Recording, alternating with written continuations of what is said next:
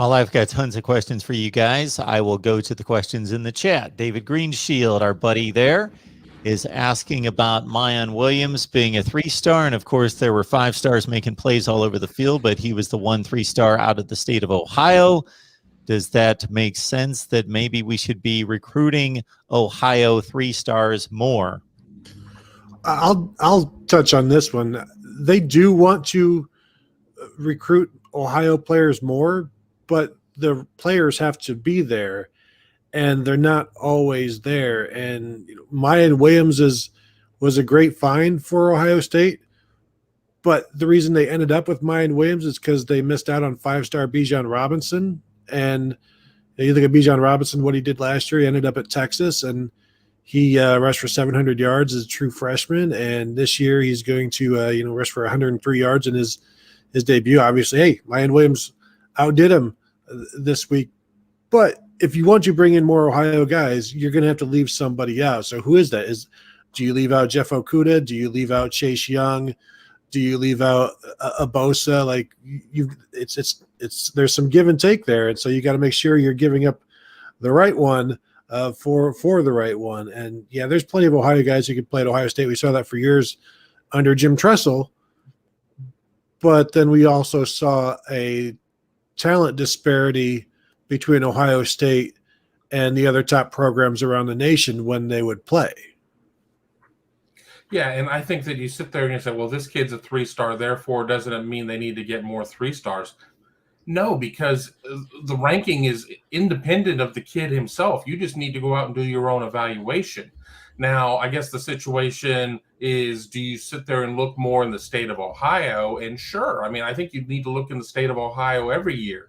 And, we end up getting the gift of hindsight in terms of looking at recruiting, and we see this kid who goes to UC or this kid who goes to Kentucky or whatever. It's like, well, that kid could have been doing that at Ohio State. Well, that doesn't necessarily mean the same opportunities there, so on and so forth. So, I don't know. It's very easy to compartmentalize it and look at it and say, well, if this 3-star is doing this, therefore all 3-stars will be doing this. No, you can't necessarily look at it that way.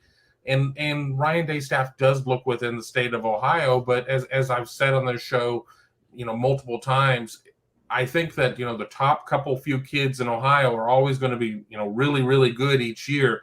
What are you giving me between 7 and 20 in terms of the state? And that's ultimately what it ends up becoming and where those 3-stars reside. So Mayan Williams is Mayan Williams because he's Mayan Williams, not because he's a 3-star or anything like that. So I don't think you can just paint with a broad stroke and say that therefore they need more 3-stars. Yeah, I'm of a mind that Ohio is going to provide talent to Ohio State, and it's almost like Ohio State is now selecting the guys from the state of Ohio, although we've seen a few guys leak out to Notre Dame and some different places here in recent years. Ohio State's doing a pretty good job of identifying the ones that they need to have. I think Mayan Williams is a guy that kind of fell in their lap. I think, wasn't he committed to Iowa State? Does that sound right? OSU had swung and missed on a bunch of running backs in that class, and I think it was late in the process that he switched over to Ohio State, was finally offered by the Buckeyes, and switched over as some of an afterthought. People thought, well, he'll never play at Ohio State. Well, lo and behold, they get low on running backs last year, and he gets shoved in there late in the season and sparks a couple big plays. And now here he is, the toast of the coast here to start the season with a huge play, a touchdown in the first quarter of the first game, and has kind of solidified his hold on that starting spot for right now. But Travion Henderson's also going to play. And I rewatched the game this morning, and my son and I were sitting here watching it. And, Master Teague is what he is. He's going to get you 6 or 8 tough yards.